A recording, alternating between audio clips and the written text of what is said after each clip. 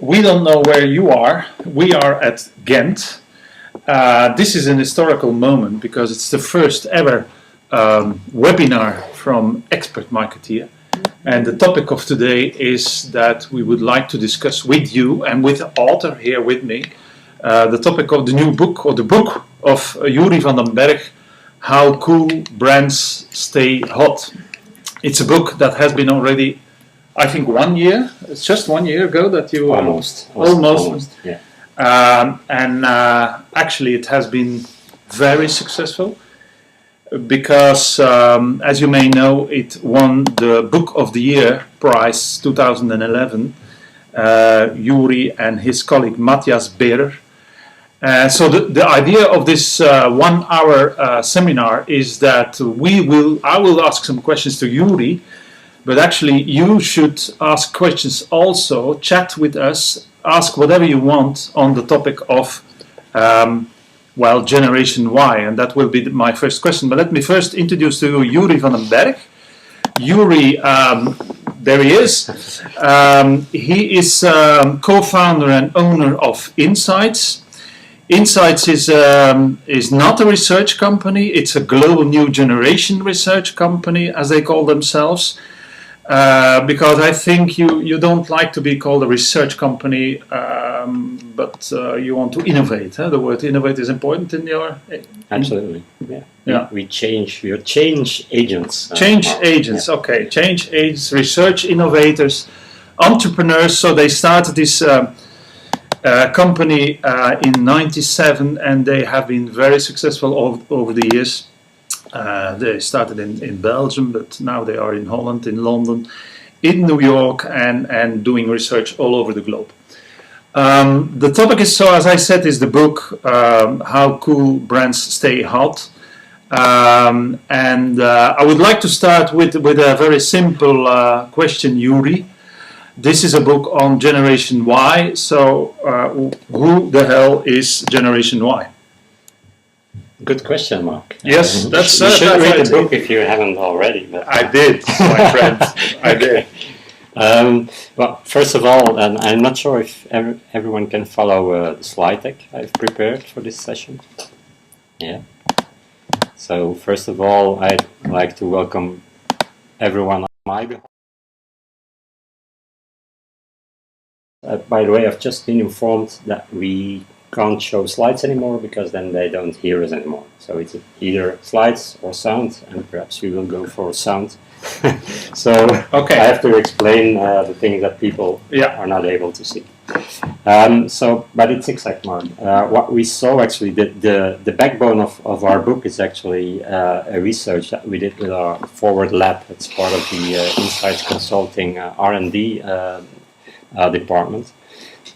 So in this research we actually saw that if brands are rated high on these crush dimensions, there are 5 dimensions of, that a brand should correspond to, then we see that it leads to better buzz, more word of mouth communication, which is extremely important for this generation because they really like the opinion of their friends. So if you create word of mouth in the peer group, in a group of friends, then you're really supporting a good brand. It creates a positive image, and in the end it will lead to a positive brand leverage, which means, and we measure that using the Net Promoter Score of Payne, which means that you will have people recommending your brand to others. That's the NPS score, which is a good way of measuring future market success. Yeah. So what are the 5 components? The first one of the crush model, that's the C. Is coolness. It's about creating a cool image of your brand. I know this sounds totally bad, but I will come to that later on. The second one is realness. That's about brand authenticity, staying true to yourself. The next one, the third one, is uniqueness, being different than other brands, than your competitors. The fourth one is self-brand identification, which means that your brand is actually, it's a mirror to the lifestyle, the passions, the interests, even the things that people are doing in their daily lives every day. And the last part of the crush model is happiness. So that's again the positive emotion that is really dominant for this generation. So if you have a high score on these 5 values, you will become rich and successful with the Generation Y. Yeah, and if you don't, then contact me, and we can. And you will explain again. Yeah. Okay. No, maybe we should come back later on how to research this really and how to follow your brand. But let's take them one by one. Coolness first. Cool. Shouldn't every brand be cool, and not only for the Generation Y? Well, it's specifically important for Gen Y, and then you could say why. Why for Generation Y? Nice. Yeah, thank you. And for that, I have to explain how they envision coolness actually, because in the workshops I've been doing the past year when the book was launched inside companies, one of the first reactions was often, we don't want to be a cool brand. It's not part of our DNA to be a cool brand, and we think it's wrong to be a cool brand. And the reason behind this is that people think that coolness, and especially Gen Xers and baby boomers like yourself, Marc, have a total different way of understanding coolness. We think that cool means edgy alternative, a bit rebel style. But if you ask millennials, if you ask Generation Y, the new consumer actually, what is coolness for you? They have a totally different way of looking at coolness. And the difference we see is that to them actually the product is more important. And what advertising, I know you're working in advertising. I am. Yeah. So to them actually the first question they ask when you test advertising is, what is this advertising about? What are they trying to sell me? Because they're quite marketing savvy. And if you compare it to my generation, we were all about image advertising. It should be a cool advertisement, cool commercial, and then it's a cool product. Today, that's not the case anymore. So they look at advertising, and the first question they ask is, what is this product doing for me? Is it really corresponding with my needs? So that's the appeal part, 42% of coolness. But of course, it's only 42% of coolness. That's not enough. So you should also create a brand that's original, that's surprising them. They like to be surprised. They're stimulation junkies. Think of the Forever 21 case again. They like to be surprised every day. So that means that it's not with one campaign every year that you will surprise them. You have to surprise them every week in the store with a new edition, limited edition, a new packaging, or with a new campaign, a new activation that you're doing. I must say I recognize that, because at Saatchi we are saying, as you were explaining, image advertising is out. You should not advertise about promises. You should deliver proofs. You should do things instead of promising things. And maybe doing things is indeed talking about your product, deliver guarantees, or I don't know what, but doing things. The whole advertising campaign is more kind of documentary about the people using the products, more than the old image campaign where you saw a couple walking on the beach and then kissing and kissing, and if you use this bag, you will be happy like this couple. So that's definitely, I recognize that, because that's totally out. And actually, advertising is all about involving them, as you were explaining, and doing things with them, ideally. So that's what we are doing, and that's what advertising should do today. Yeah, good. And then you have the last part of coolness. Yeah. Apart from the surprise factor, that's actually popularity, and that comes back to the fact that their immediate social circle is the real expert view to them. So, which means that your brand, it should wag the tongues of their friends. If you're not part of these conversations that they're having with friends, then you're not part of their life. So that means that instead of the traditional way of advertising, you should create storytelling, stories and activations that they believe that it's credible and they want to share with their friends. It's all about sharing again. Yeah.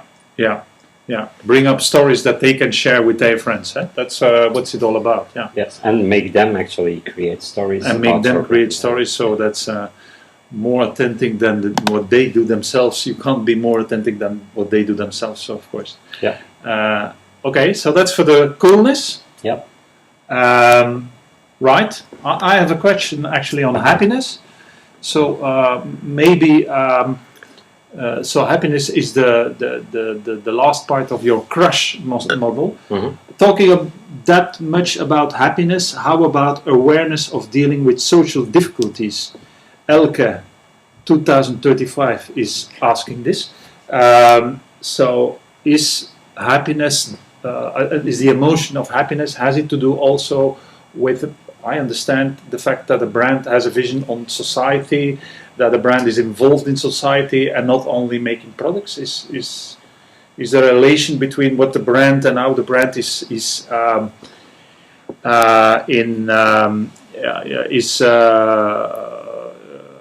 acting in the society, or is it only happiness around the product and the experience of the product? Well, a certain thing is that for this generation, actually, a social dimension is important. When I said that this millennial generation is not believing in image anymore, and what you said is entirely true. You should actually show what the brand stands for. You should have a point of view, and it's a social point of view that this generation really likes. But I wouldn't relate that to the happiness factor.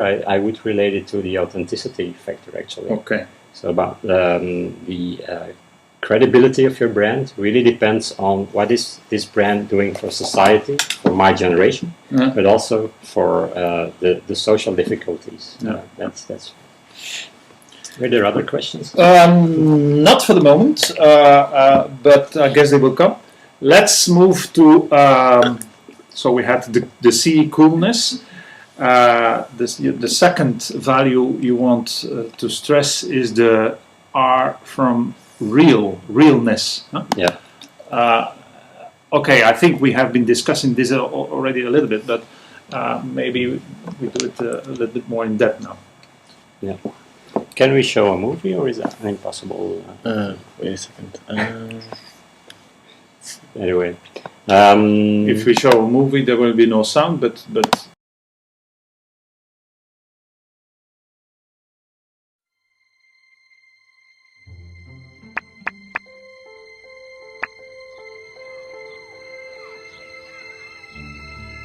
Once upon a time, in a small town in Germany, there was a humble shoemaker who wanted to make shoes for all sportsmen and women. His name was Adi Dassler.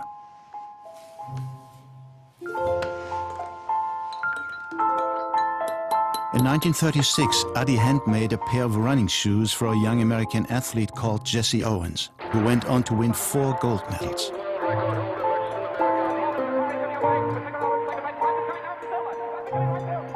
As an athlete himself, Adi was able to get into the minds and bodies of the people he made equipment for. At the 1954 World Cup final, the German football team needed a miracle to defeat the all-conquering Hungarians. Adi invented the revolutionary screw-in studs that were changed at halftime to give better grip on the rain-soaked pitch.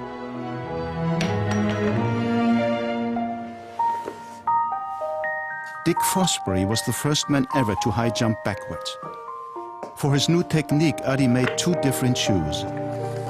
He took gold and the Fosbury flop was born. Adi also made boxing boots for the greatest of all time, and signature shoes for some of the most colorful tennis players to grace the sport. No matter what sport, Adi helped them all. And then a strange thing happened.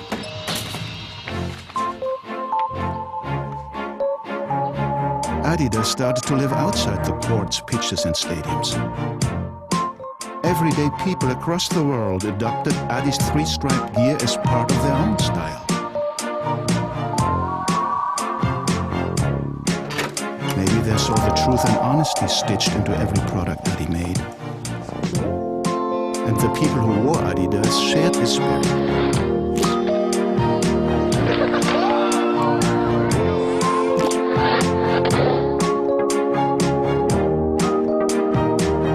Adi was a true original, an innovator, a one of a kind. And chances are that somewhere, sometime, he made something for you.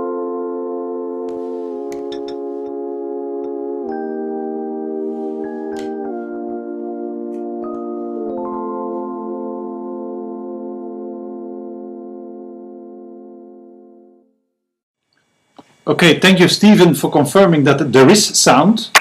And Elke, something is wrong with your computer if you don't have sound. Joeri, okay, beautiful spot. I like it. A long story. Yeah. How many seconds was that? 3 minutes almost. Oh, 3 minutes. Thank you. That's very expensive if you put that on there.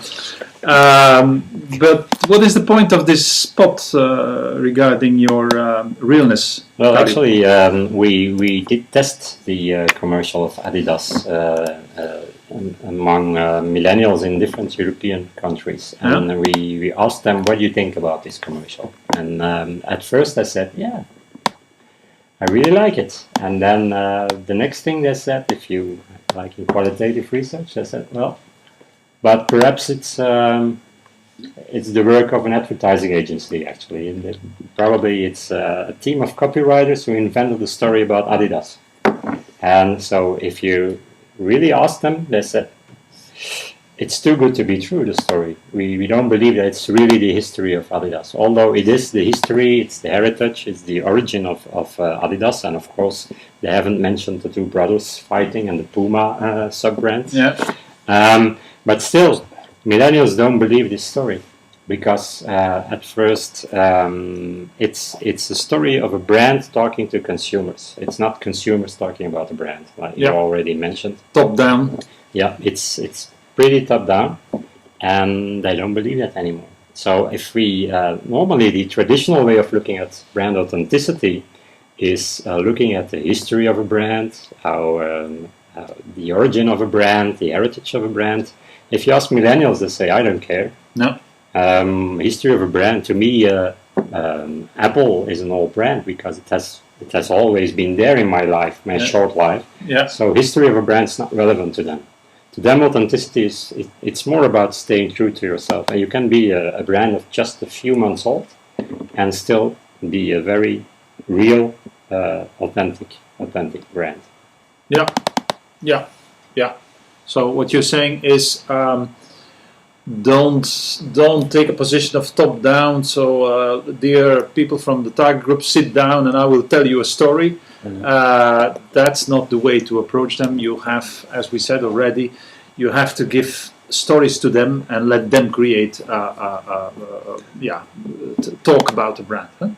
That's one thing, and I think another important thing is consistency, actually. So if you look at the results, if you ask them what are authentic brands, and you look at the brands that they think that are authentic, like Apple, for instance. I know you don't want to speak about Apple too much. I'm getting sad still, but it's getting better now. Steve Jobs, it's already a few months ago, but it's getting better. I'm getting over it. Yeah. So I'm okay. Yeah.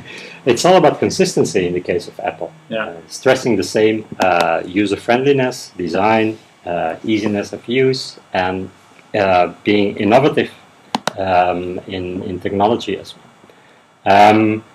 But it's all about consistency, and often in marketing you have, and you know that from your own experience, every 2 or 3 years there's a new marketing manager or a new brand manager, and they want to do new stuff with the brand.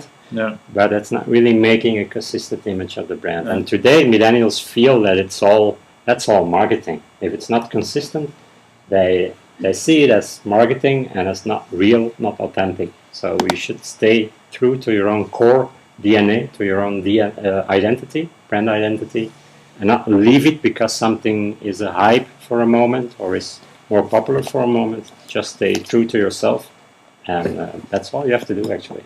Consistency, just to be clear, it has nothing to do with using the same logo everywhere and the same colors and the same house style. No, I mean, some people understand consistency. If I have my logo everywhere, then I'm consistent. Consistency is about content, about the values that the brand has. It's for this generation, it's all about the values. It's about the things you do, not the things you say, because you can shout things in your advertising, but if you're not proving it with what you're doing day to day with the product, in store, with your events, then it's not consistent.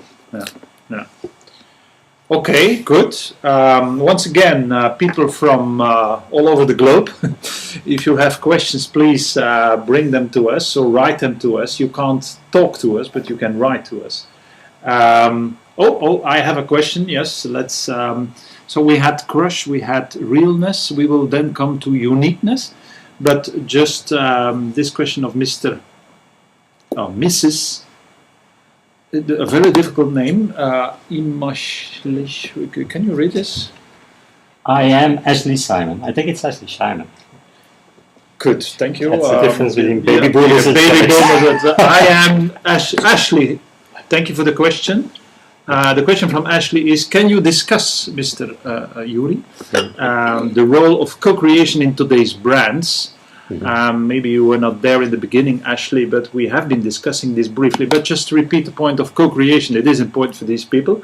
So maybe you have an example of co-creation? Yeah, you have the recent example of Lay's crisps, chips. Yeah. They asked ordinary consumer what new flavor they would like inside their bag of crisps, and it was the consumer who decided what the new flavor would be, and that's actually what these millennials really like. They like to be in charge. That's the individual empowerment, the ownership actually that I feel they have. So co-creation is important, and of course I know that if you do a co-creation campaign, it's not 100% of your consumers that will vote for the new flavor. But it's on average it's always like 10 or 15% that will do that kind of stuff. But they will talk about this again, and then it comes back to the power of conversations. Actually, the power of conversations. Then these 10 to 50% being the ambassadors. Right. And really talking about your product and maybe producing the noise to many other people. That's the whole idea. Right. And only the fact that you're doing this as a brand, that you're actually opening up, giving the freedom it to the proves that consumer. you're open and that you're honest and that. Okay, true. So that's one for you, Ashley. Let me have a look. What exactly do you mean by doing things with your product in stores and with events? Can you give an example? That's a question from Luca. I repeated, Joeri, for you. We have been discussing it, not about image campaigns, but about doing campaigns. What exactly do you mean by doing things with your product in stores and with events? Can you give an example? Well, the idea is that a concrete example is a bit difficult, but what I mean is actually that what you're saying in your advertising should be clear in your day-to-day product experience. Well, actually, in every touch point. Do you have an example? I have an example. T-Mobile. T-Mobile is a client of Saatchi in the UK, and their general positioning is they say T-Mobile is about life is for sharing.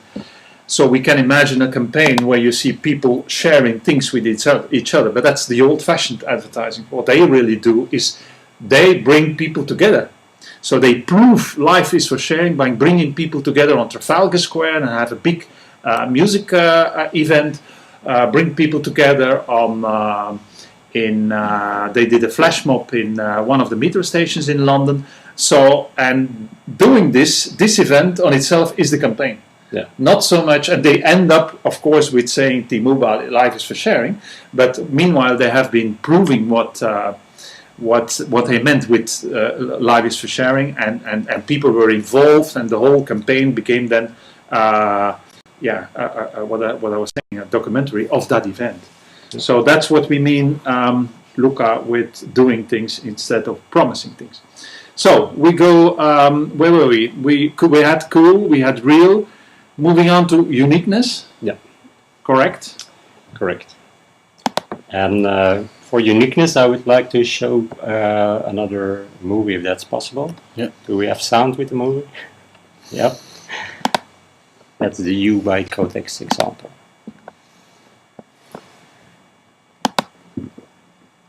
No, the other one. I don't have a lock for my bike. Could you run into the store and grab me some tampons? Wait, you're serious? Dead serious. Hi, I need tampons. What? Oh, that's gross. Actually, I'd rather watch the bike Why? because I don't know the first thing about buying that stuff. What stuff? What do you have to get? You can't say tampons? Yeah, it's like the whole thing where they go, like where they're gonna, you know what I mean? Like I don't know you. And, sorry. Please. Why don't I just watch the bike? You know? There's no negotiating about the bike. Could you go get me some tampons? Just run to the store real quick. Gosh, can I buy toilet paper? Will that work? No! Tampons. Tampons for what? For a period. So you're not afraid of them, you just won't. I just won't do it, Even if I was your mother. even if he was my mother. Every day is about overcoming a fear, right? Yeah. Yeah, so maybe today's tampon day. Oh, okay. Hey, they're just tampons.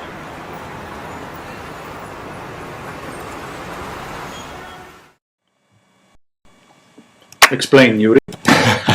Yeah, I know nothing about tampons. That's why you have to explain. Yeah. Well, it's a campaign by Kotex. It's a Kimberly-Clark brand, and the U label is actually the sub-label of Kotex that are using to target young girls. Yeah.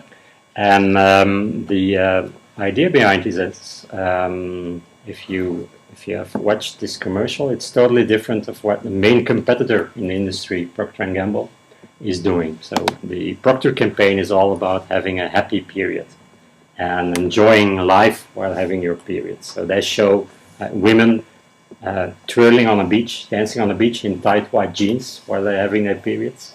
That's not really authentic, because that's not the way girls or women feel in that period. So this is much more real, and they made a couple of these movies, actually social experiments. If you track them on YouTube, if you search U by Kotex social experiment, you will find some other great movies in which they have shown real consumers, and actually they're questioning the taboo around periods, about menstruation. And within the industry, that's quite unique. And if you compare that to other industries like cosmetics, it's the same thing that Dove, a Unilever brand, has done within the cosmetics industry, actually questioning the running images of your product and doing the opposite completely. And that's what's actually U by Kotex doing. So uniqueness is all about having a unique point of view, because if you look at the product, tampons in this case, all tampons are more or less the same. I'm not an experienced user myself, I must admit, but they all look the same to me. So it's not that part of your marketing that can really make the difference. It's more a point of view again. And we already mentioned it in the beginning. This generation, it's all about what's your point of view as a brand, what's your role in society. U by Kotex is actually helping girls to break away from this taboo, and also showing them that it's normal that you feel bad. So we shouldn't confuse uniqueness with having something new. Mm-hmm. Something new can be unique, but unique is more than having now and then something new. It's all about being different. For instance, if you go to the pop business, Lady Gaga, one of the most famous artists for the moment, she's using the same tricks as Madonna used to use. But much more frequently, because stimulation junkies, like every day something new. Yeah. But she's using the same tricks as Madonna. So it's not new, but she's different when you compare her to other artists within the industry. So uniqueness today is not about creating an entirely new innovation, because we know that consumers are rather conservative. That's one thing. And the second thing is if you have a real good innovation, then your competitor will copy it within a few months. So it's more easy to differ from your competitors with a unique point of view rather than with a unique product, right? I think I agree. I mean, I think new is an empty word today because you have to be, as you said, you have to be new every day. So new is every day. Being new is not new anymore. Huh? So, but I like the point of uniqueness. I remember the ice cream brand Ben and Jerry's. They had a clear vision on society with all these movements of last years. The how do you call it? The Wall Street 99% and all these. Ben and Jerry's have been putting a very clear point of view on these movements on their site, and so it's quite unique for a brand to be so radical in societal choices. I think that's unique for Ben and Jerry's, and Ben and Jerry's is I think a very good and unique brand. So that proves your point. It's about being unique, and being unique can mean the way you involve consumers, the way you look to society, much more than being new every day. Huh? That's correct? That's true. Okay. Yeah. I understand. I'm good. Yeah, I think you've read the book, haven't you? I did. On honesty, my dear friend. Good. More on the point of uniqueness. I don't know if there are questions about uniqueness or if you have some. I have a question. Yes, let me see. How many companies have already understood the new rules? I guess this question is also about the new rules of your crush model. Yeah. I understand this question as: do you see already good examples of brands using your crush model in a 100% correct way? And the basic idea about involving consumers, I think most companies today, and most companies, but especially fast-moving consumer goods, the bigger companies already understand that they should involve the consumer. Actually, yeah. If you look at the business that we're doing with Insights Consulting today, that's what we're doing. We're creating consumer communities for them, with which they can have an immediate contact and also a permanent contact. To ask their opinion about everything and to engage them in creating new products, new campaigns, and that kind of stuff. So I think the bigger companies are already moving towards this new way, this new type of marketing today. Especially the ones working with us, of course. With Saatchi, you mean? No, us. Insights. Okay, good. Okay, good. Good. We have 10 minutes left. 10 minutes left for you to ask questions, and 10 minutes left for us to have. I would propose that we still have a little talk on the two last values. So we had coolness, we had realness, we had uniqueness in the crush model of Joeri. Yeah. The S stands for self-brand identification. Mm-hmm. Self-brand identification. Good. Yeah. It's the most important one. That's why I didn't want to speak about this, because then they still had a reason to buy the book and read it if they haven't done already. This is the book, by the way.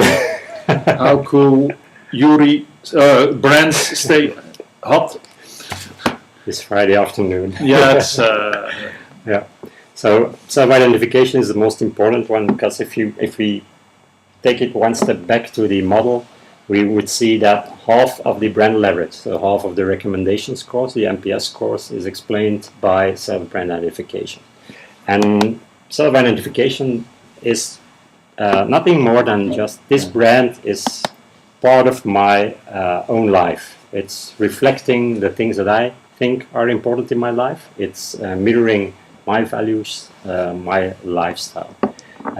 The difficult thing about this is that actually, you and I, we're totally different.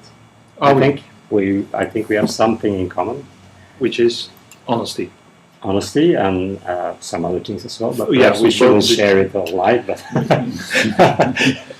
We have a lot in common. we have a lot in common, but we also have our differences. And so the difficulty in youth marketing, in marketing to this new generation, is that every young guy or girl is totally different, and they have their own opinions, they have their own lifestyle, and it's difficult to create one brand that is really connecting with the entire community, the entire generation, because they have different passion points. So, which means that you have different options.